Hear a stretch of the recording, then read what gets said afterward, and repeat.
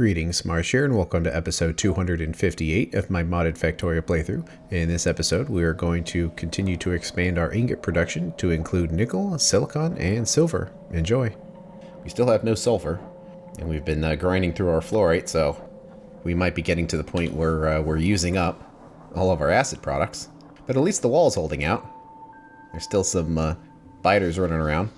I added some more gathering turrets to the walls, and now there's 3 times as many of them to try to clear these orbs out and keep them from polluting the ammo line. And it seems to be doing a pretty good job. Added probably 20-25% of biter evolution to clearing out all these nests, but at least they're further away now. So they're not fighting every couple seconds. And lots of orbs getting moved around by bots, especially in this warehouse where we have 253,000 small orbs. And we're trying to burn them.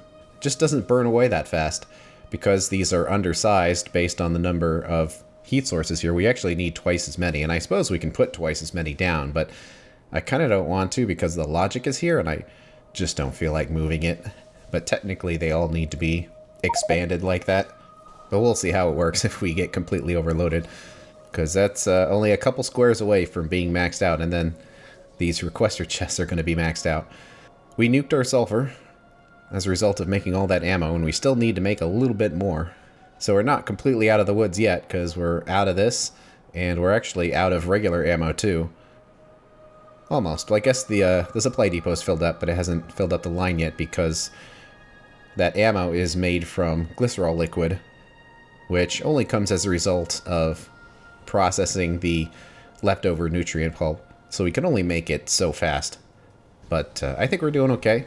I kind of want to wait and see how the sulfur works out, and if we need to generate more sulfur, we can. We've got a lot of sulfur generation methods, like after upgrading our coal production, we can make a huge amount right here.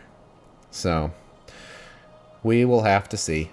But I was thinking about our manganese production and ways we could improve it. And also you can see I hooked up a couple of these lines here. Kind of annoying moving all these belts around and hooking them up temporarily, but we had made some train requests and it's consuming some resources, which helps keep the factory loaded with at least some sulfur, even though we're kind of out here on these copper coils because we had to remove part of the setups here. So yeah, we can't make everything we need. But I was thinking about our production of manganese, because right now we are actively producing it, but kind of like a byproduct. So we have a couple of different ways of making it like everything else. But the problem is this isn't going to make very much manganese on demand. So all of these setups are designed to make their resources on demand. So if you need it, like a train comes through, it gets its 2 full belts of the best way, and then if it needs more than that, second best ways, third best ways, start filling it up. But what about manganese? Because we make it so slowly, because even the best way of making it only makes it at half of the input resource, the other half becomes iron, that it's not really appropriate to be making manganese on demand. We need to store it as a byproduct and then just have it there when we need it. So when we look at our different ways of making manganese, it's only the ferrous mixtures, and that's it. So I was thinking we can produce too much of it by changing the priority of the methods that create other products that also make manganese. So right now, if you remember from the episode where I set up the iron production and created the priorities, that the crushed ferrous mixture was the second best iron producing method, where the best is direct production because it creates 100% iron as a result, where this only creates 50% iron as a result. But it creates manganese. So in a way, it's worth making this method even higher than directly making iron, because even though it's less efficient, it's generating manganese, and that's kind of what we need to do. And if we ever get to a situation where manganese gets overloaded, well then manganese methods will just turn off and we don't have to worry about it. So in a way, it's kind of trying to get the warehouse to 80%, which is the cutoff point, about 80,000, as opposed to trying to avoid that. It's kind of an interesting way of looking at it. Could we do the same thing for uranium? To an extent. So what that would mean is on all of the methods that produce the other resources here besides uranium, so copper, iron, silver, and tin, we can put this production method higher up on the list to try to generate more uranium. So basically we're intentionally using the less efficient method because it has a byproduct we want to make. I'm not so sure it's worth it for uranium because I think we calculated that at best, if we used all of our uranium production, which I think would be right here, we would, and this is actually way higher than what we could create, because I think we could create like 4 per second or something like that, that we'd really only get a couple of 100 megawatts at best from that full line going all of the time. And it's not a very good way of making a lot of different things, so we don't really want it to go all the time. So I don't think that's really relevant, but I think it is for manganese. So we have to go through the methods that create the other resources and annoyingly move things around a little bit. So when it comes to iron, the best way of making it was just direct sorting. And then it kind of goes down the list of the different ferrous mixtures, where the first tier is 30,000, because 50% of it becomes our iron. And then the next one is the powder sorting, because 50% of it still becomes iron, but it's a little worse because at least the manganese can also be turned into iron, when currently the nickel cannot. And we will get to the point where nickel is a resource that we can just dump and make disappear. But that's not really the case right now, because we need purple science for that. So we really don't want to be overloading ourselves on nickel, so that's why this method is slightly worse. And the ferrous dust sorting is also the same because it gives you even less manganese, and it also gives you a cobalt, which is one other resource. So we have to look at this based on making iron and what kind of byproducts would we get for our iron production, where it's a 1-to-1 ratio for the first tier, which is ideal, and then it's slightly less than a 1-to-1 ratio for powder, and then it becomes a 1-to-2 ratio for dust. So in other words, they maintain their position. It's just everything gets shifted a little bit.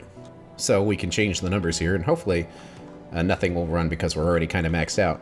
But we can change the position here, so we can make the best way of making iron actually doing it from the ferrous powder, so 32,000. And then the second best way, so this should be 30,000. And the third best way is with the dust at 28,000. And then finally, straight up iron can be 26,000. So that will create a priority to making manganese as a byproduct and hopefully getting a bunch of it. And the reason why we want to do that is because we have multiple different ways of using the manganese, where it could be titanium, aluminum, iron, or steel. And these are going to have their own priority on where that manganese goes. And we can create a priority based on how high this warehouse is. If we base it on how low the warehouse is, because we produce it fairly slowly, it's just going to instantly get nuked anytime a train comes through. So to actually make it kind of work reliably, we want this level to go higher. And that's kind of how all the other resources are going to work too, where if there is an excess of something, then they get used for the other ingot types. So we've gone through iron, and manganese already has its production methods, so if it ever gets low, it will just be produced naturally. But we also have to look at nickel and cobalt. Cobalt only has 2 methods of making it, and it's probably already in the correct order, where the best way is with the dust, and it is. It's at 40,000. And then the second best way is with the givelite there. So that doesn't really need any change. Then the other question is nickel. I don't know how often we're actually going to be making nickel, because you see we're at 74,000 right now. It's something that almost always tends to be a byproduct. And right now there's actually 8 different ways of making nickel. And the ferrous powder and dust are fairly low on that list because there's a lot of other better ways of making nickel. For now, I kind of don't want to mess with the nickel methods because there's quite a few of them and I'd have to kind of recalculate everything, which sounds kind of annoying. Plus, we just don't make nickel directly very often anyway, because it's like always a byproduct.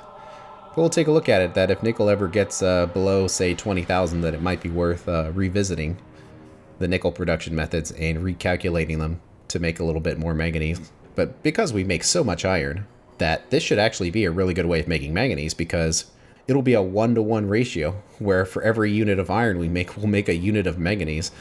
So if a single train comes through and it has 60 slots per wagon, I mean, we could even calculate this. 60 slots per wagon, and there's 4 wagons. So we're at 240, and each one of those slots is going to have a coil in it, which is 4 plates worth. Because of efficiency reasons, it'll only take half of that input to make a coil. So that'll be 480 stacks, and if they stack in units of 200, that would be 96,000 ore, if that math is right, per iron coil train when it comes through. So it would create an enormous amount of the manganese as a result. So we'll have to give this a shot and see, and if iron by itself doesn't give us enough manganese, well then we'll take a look at nickel as well. That's kind of a lot of what Factorio is, just at least with Angel Bobs or other complicated factories, is you make a change and then see what happens, and if it works, cool, and if not, make a bigger change. Because I would say the change that changes the least amount of stuff in your factory is probably ideal. Okay, well there's one other thing that we can change, is we got rid of all of the geodes coming into this warehouse. So right now, this warehouse is only supplied by an outside source. And this was meant as an output in case we had too much and couldn't use it all, which is LOL at this point. And it even went into a train here, so we don't need this anymore. However, the train itself might be useful because this is a train station that's in a place where there's no real space for train stations. So this potentially could come in handy later. So I'm going to turn the train off and change this to unused ore station. So it's there if we need it, because it's completely empty. I think we emptied it out to try to test crystal production in a faster way. But because of this, there's a lot here we don't need anymore. And we're going to keep getting some complaints from LTN because resources don't exist and it keeps trying to request them. So we're going to have to put up with that for a little while until everything balances out again. Well, at least this is a little cleaner, with slightly less belts going all over the place.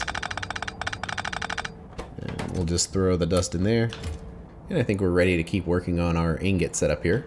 We've got the 5 main ones: iron, copper, lead, tin, and manganese, and those are the ones that we have the tier 3 processing types. And now we need to go through the ones that have the tier 2 methods. So that's going to be the nickel, silicon, aluminum, silver, and zinc. Titanium, cobalt, gold are all going to be the first tier. And also steel as well. But that setup is basically the same as this one here. We can just upgrade it with modules and place it so it looks nice. So we can save that for last. Doesn't really affect anything. Let's see, what order was it done in? So we can pick the next appropriate one. Looks like it was nickel here, which will go right there. We could have robots to deliver the machines down there, but it would just take too long. So it's kind of nice to grab a few machines right up at the beginning, so you don't have to wait quite as long for them to get down there. It is nice having that warp pad right there, because we're coming back and forth through this area quite often.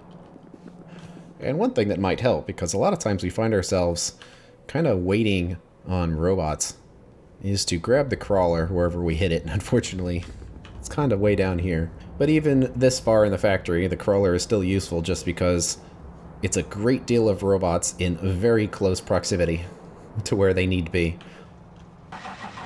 And when your factory is this big, it legit takes a while for the robots to get to where they need to go.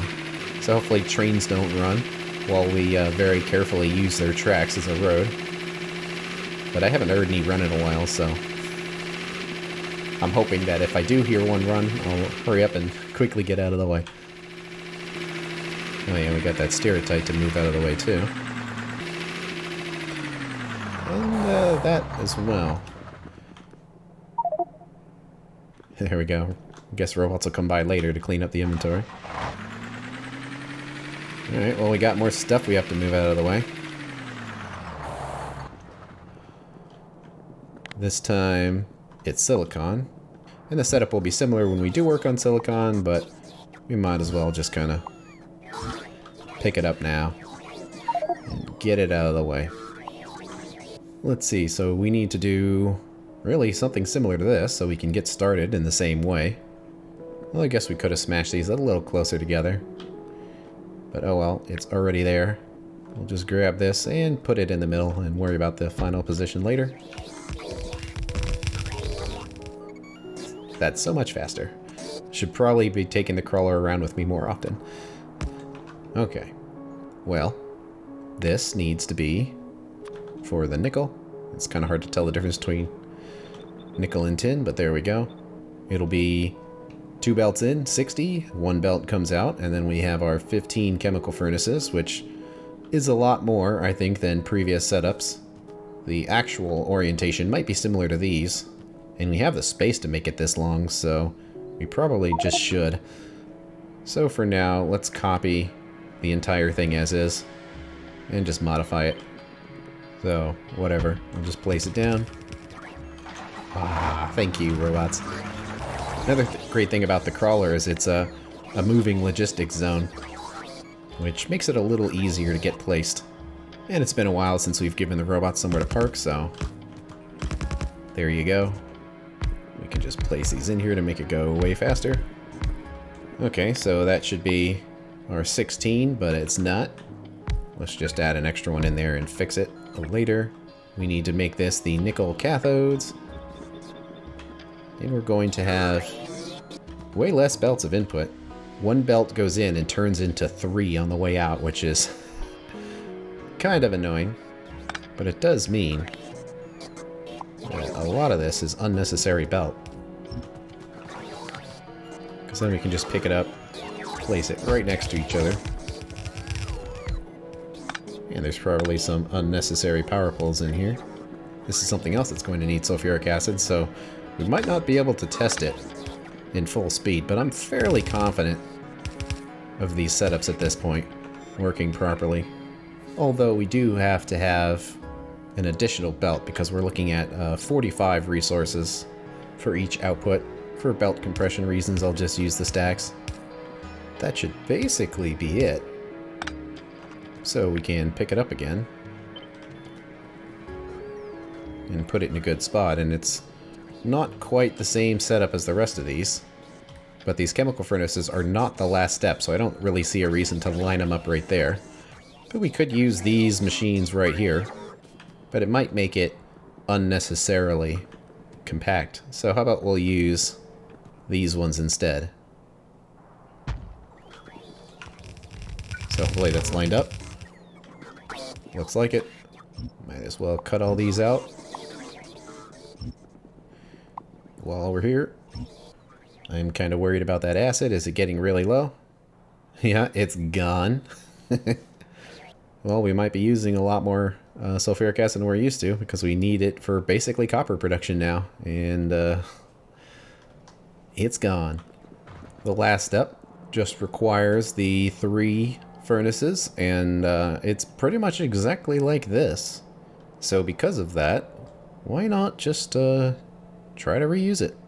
Oh, that pipe doesn't quite reach.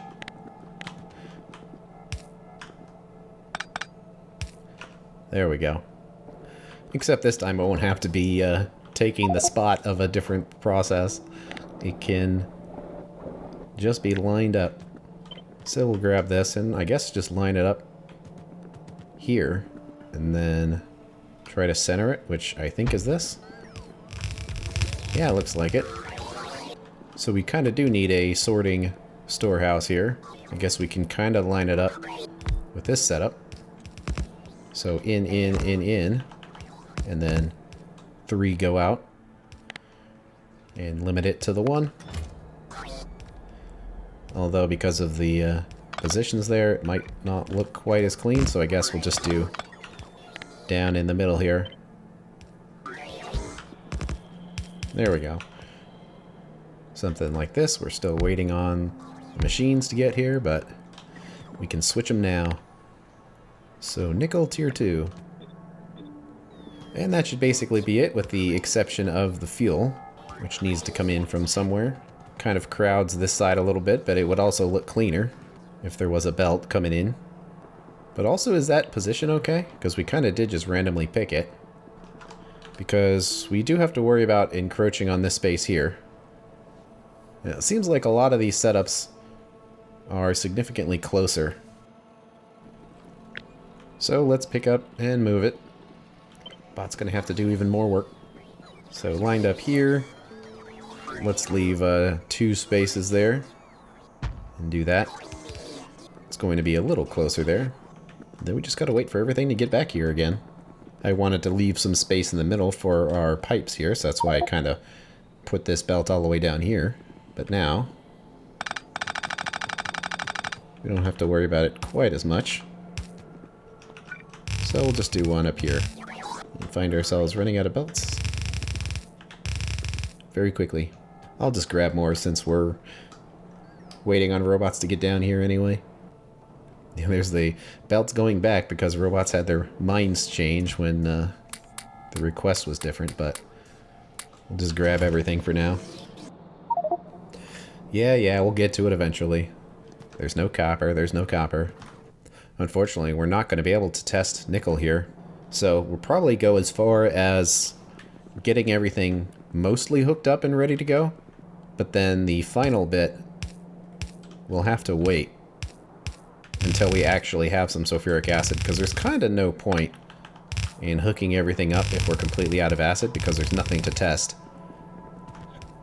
And if possible, I would like to test it for real while actually looking at it, instead of just hooking it up and hoping it's ready, because then, you know, the resources will fill in, it'll run, and then we won't really know, and we'll have to empty everything out to actually test it. And since that's not going to be practical, we might as well just leave it unhooked. But let's see, we always need to expand the robot network even further, because I am rather enjoying the fact that the robot zone is continuing to expand. That almost all of the factory has some amount of coverage now, at least the part of the factory that has buildings on it. But it's almost going to get to the point where there's barely any coverage zones that aren't included, and I'll just run around filling it out, because we've got this part right here we're working on, and after that, there's very few dead zones. At least for construction bots. Logistics bots, yeah, they're going to have some dead zones for a while. It would be nice to have the later tiers of logistics expanders, where their range is a lot higher and you need way less of them. See, that was an interesting random pipe. I guess it just got picked up when copying a recipe over. But we do need to get the fuel in here. And fuel is in the form of these fuel blocks. And we do have something in the way. So it's going to be slightly annoying, but I think we can kind of do something like that. Let's see, fuel is getting in. But why does it say it's out of the zone? I feel like that is in the zone, is it not? I guess it's just barely out of the range, because I guess its center would be right there. So it's like 1 square too far. So there you go, no complaining. But we need one here too, and let's try to get it centered up as best we can, which would be right there. It might look a little straighter if it's centered with the belts as opposed to the machines. So maybe something like that. And I guess we'll get the acid pipes hooked up for now and just wait, I suppose, until we have extras. Let's see, we could just hook it up to the pipe right here, and that would be less pipes going down, but if it's hooked up to here, it might only get the acids after they go through here. And that might be less desirable compared to just sending it in through here. So we'll just hook it up with its own pipe. And it gets nothing because there is nothing. Lots of pipes not completely hooked up to stuff, but we'll get it all eventually. Okay, that wasn't too bad. It's a lot easier when there's less steps in the setups are smaller. The next resource on the line here is silicon. Silicon we do need for a lot of things, but we need less of it in ingot form. So the production amount is the same, just the 60 or the 2 belts of input. It's got a lot of outputs because some of it goes to make concrete and some of it's going over here to make this acid, which goes into making lead. So it's kind of interesting where to make lead you have to consume some amount of silicon. But that is how it is. But as far as actually making the ingots, we can just do the 2 belts worth. And the setup is different, but in the beginning it's the same. Oh yeah, I put a marker there because I was upgrading that whole thing to red. So we might as well take it all the way back since everything else is red at this point. These are dense resources, but we're going to have a lot of stuff running, so we might as well upgrade them. And then I'm going to be out of red belts. Well, the next setup starts the same as this one. So we'll just place it somewhere. And I guess while we're here, we can just tear out this next one. Okay, we need to go into 5 chemical furnaces. But we can just make it 6. And the orientation would probably be quite similar to this here. But because it will be in a gas form, we won't really need to worry about belts. So we can just grab everything but the belts and get 6 of them. And we might as well line it up with the other ones. So we want the trichlorosilane, which has a much higher input of 6 per second, so they need to be stack inserters. And we have the acid we need to get in there, but that's easy enough. So this creates hydrogen and our trichlorosilane as an output. And then it goes up again into 8, and we'll create 4 belts of output, but it needs 1 belt of input. So it's probably not going to be much different than these right here. So if we grab 8 of them, line them up again, and I guess try to line them up with everything else. So we'll run a belt up to make that easier. Line it up with here. Uh-oh, that's not connected. We're going to want it to be. So the robots can charge. Ah! Don't let that thing go flying. It will destroy buildings. Let's see, are we out of these things? Yep. Waiting on the robots to get here. Well, so be it. But this one needs to make the ingots, so at least we have one of them to test.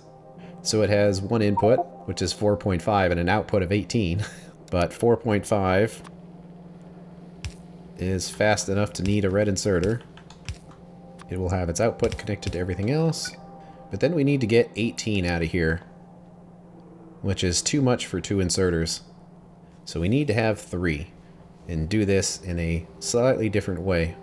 Long-handed regular, long-handed near, regular near, to give it access to everything it needs. And then do that for every single machine. Copy the same thing on the other side and flip it over.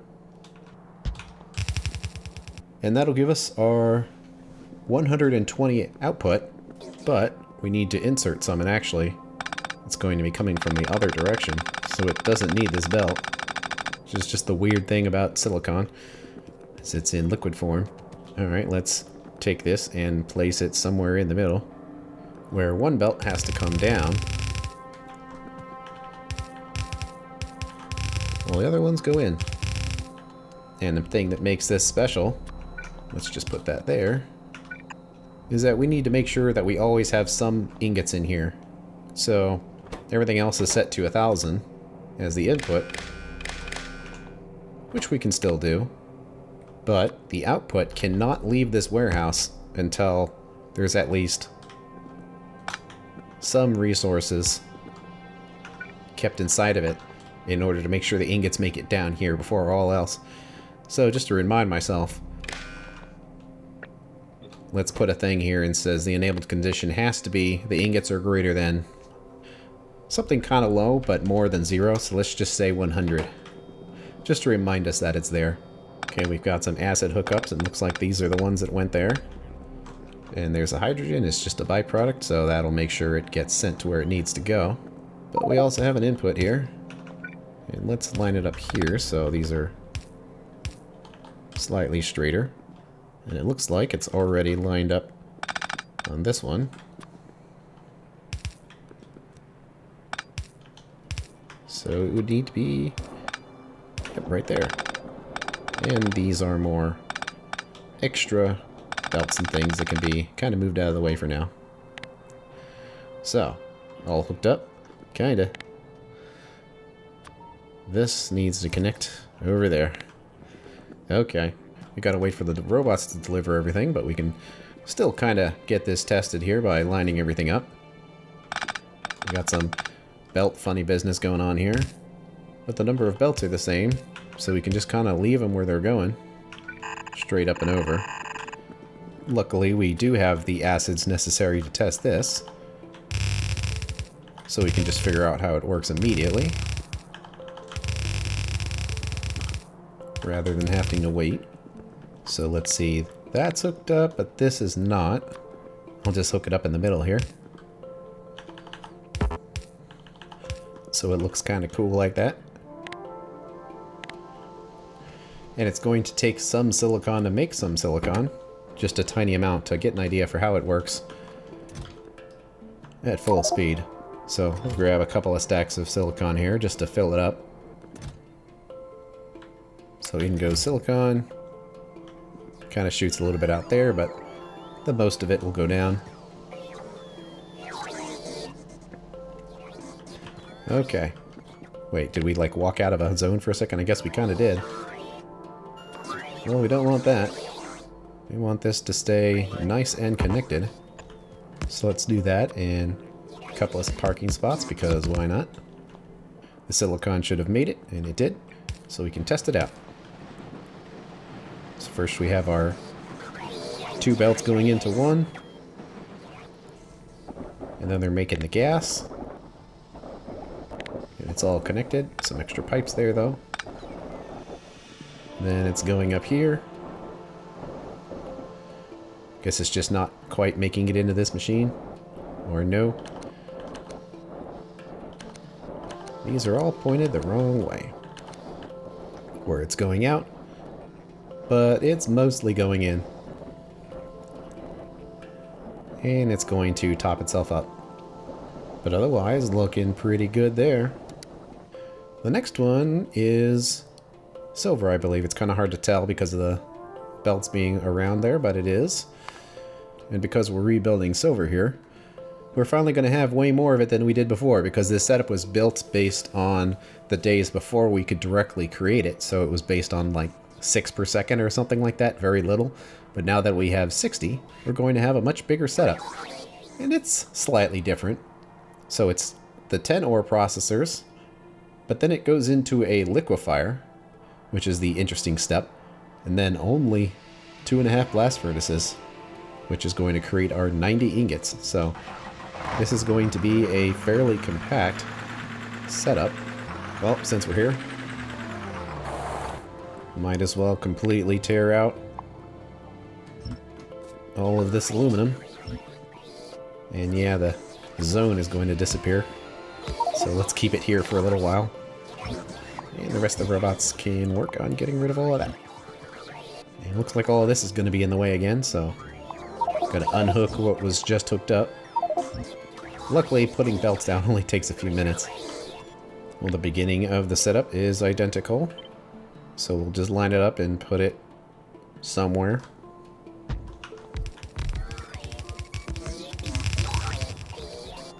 Going into 2.5 liquefiers. We might as well just call that 3. Because liquefiers are pretty fast machines. And they can also hold a bunch of speed modules. So we've got to make the silver nitrate.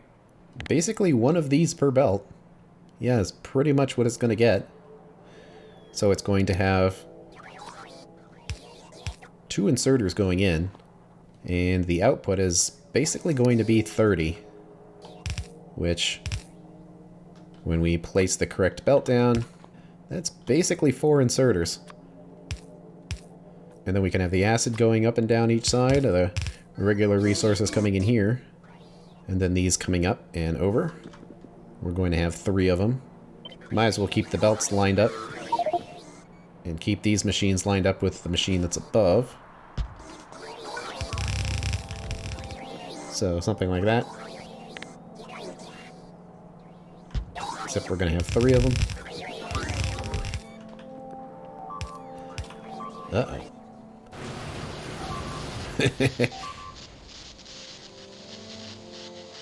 These biters are getting pretty strong. They end up doing quite a bit of damage sometimes. Because of the flame, I guess, that they're doing. It just catches the machines on fire and they burn down. And also creates a ton of orbs. So these turrets are doing the best they can. Luckily, the bots seem to get here in a reasonable amount of time, and these broken spots end up getting fixed before it's a problem. But we are getting to the point where our military technology is not quite enough many times.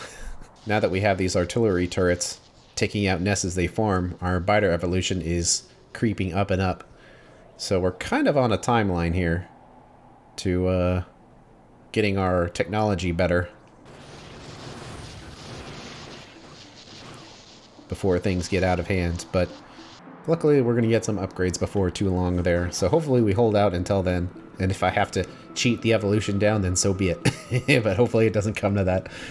We've been surviving well enough so far.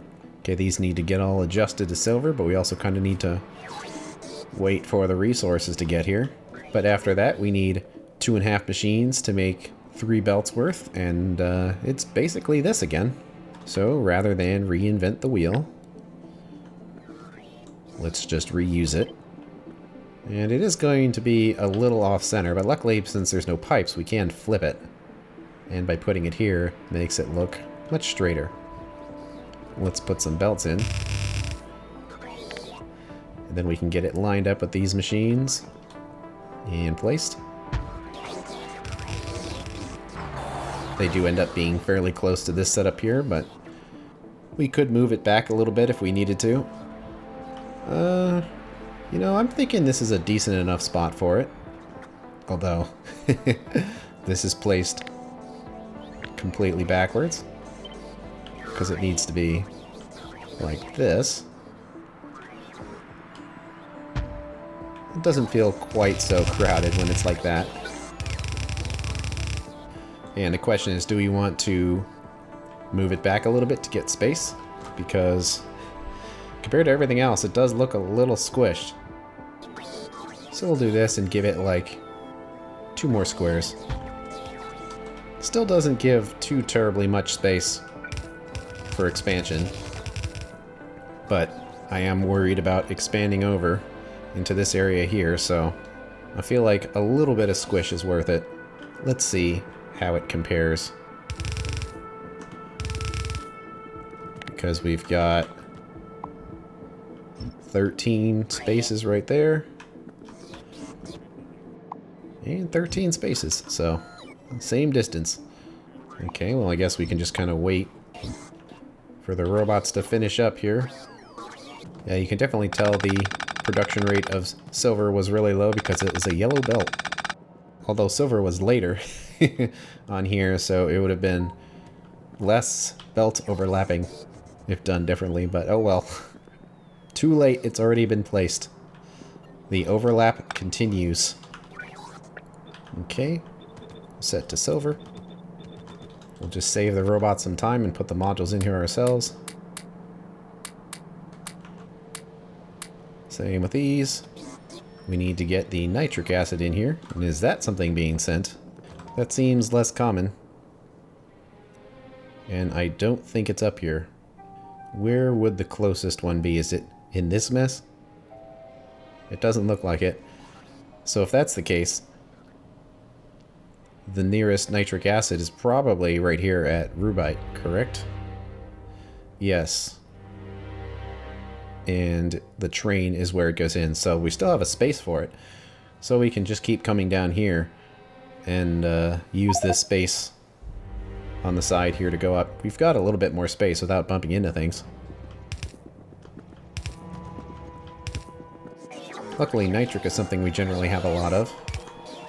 so it's not as much of a concern.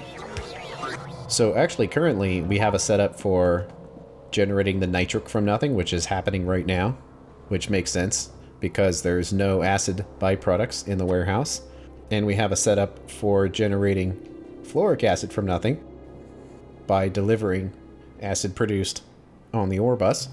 Hydrochloric acid is made from salt, but you can basically make an unlimited quantity of it from saline water, which is being made here.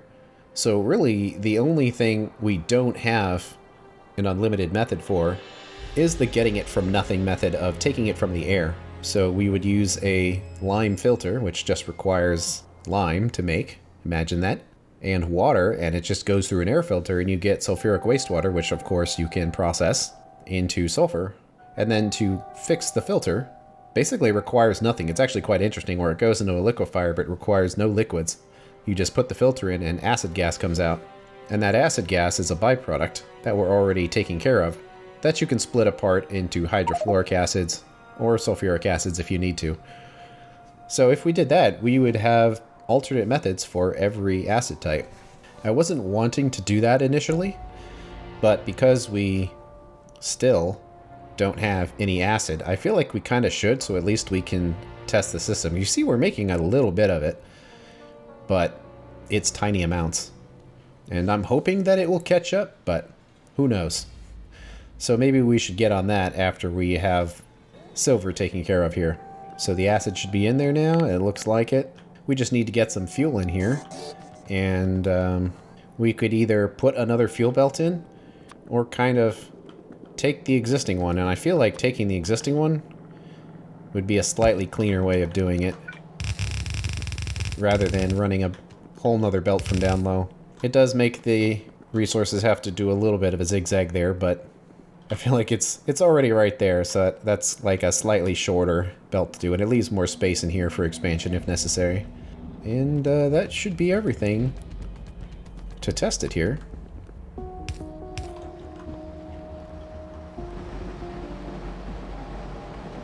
I feel like I want to add the actual status of the acids onto these acid byproducts circuit HUD condition, just so we can see what they are.